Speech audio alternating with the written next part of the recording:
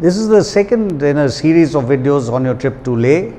I would strongly recommend that you fly down to Srinagar, stay overnight Srinagar at an altitude of about 5,700 odd feet.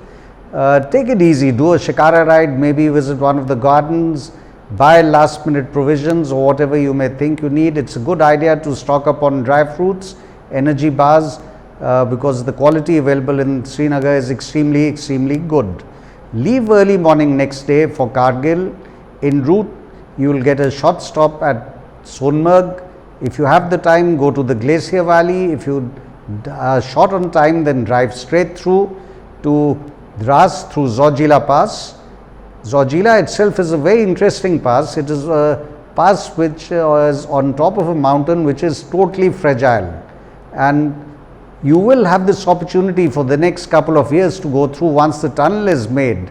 I don't foresee this pass continuing to be operational.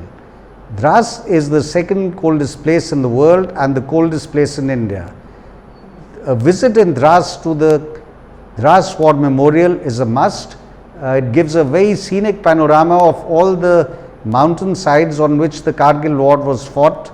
It is a beautiful museum which very clearly and aptly lays out the sacrifices made by our soldiers in the service of the motherland. From Dras, you drive further to Kargil for a night stay. If you see, we started off from Srinagar at 5,700 feet. We went up to Sonmarg about 8,900 feet.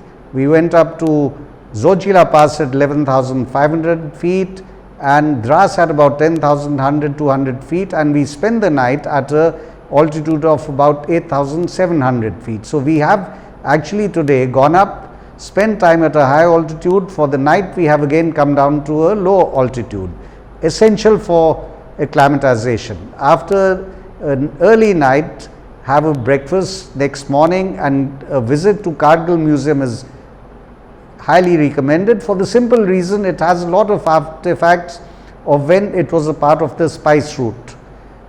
From Kargil, we go to Mulbek Monastery and further down to Lama Yuru Monastery. Now, Lama Yuru is one of the oldest and the most beautiful monasteries in this region.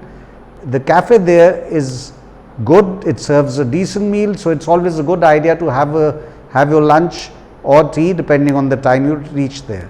The other reason why Lama Yuru is extremely famous is because it has a lunar landscape. There are beautiful lunar features all around the region, so it's very good to take some time out and have a look at that. It's a beautiful photo op. From Lama Yuru, you drive further down to Ulitopio. Ulitopio is short of Leh, but it is again worthwhile to spend a night here because it is at a height of 10,700 odd feet. Lama Yuru is at 11,500 feet. So, again we have gone up and come down to a low altitude for acclimatization. It's worth a while to take a trip down, rather a walk down to the Indus river bank for the evening, have a cup of tea. It's beautiful, silent and great to soak your feet in there after a long day's journey. The next day, the journey time is short, so you can actually take out a lot of time after breakfast to stop for photo ops at Sangam Point, at Indus Viewpoint. You also will cross Alchi, which of course comes first. It is the oldest, one of the oldest monasteries and a very historical monastery. You also will get an opportunity to stop at Magnetic Hill, at Gurdwara Patthar Sahib, and if you have the time, it is worthwhile to visit the monastery at Phang as well. You reach your hotel in Leh by late evening, and it is highly recommended that you stop and rest. Do not try to be adventurous and travel around.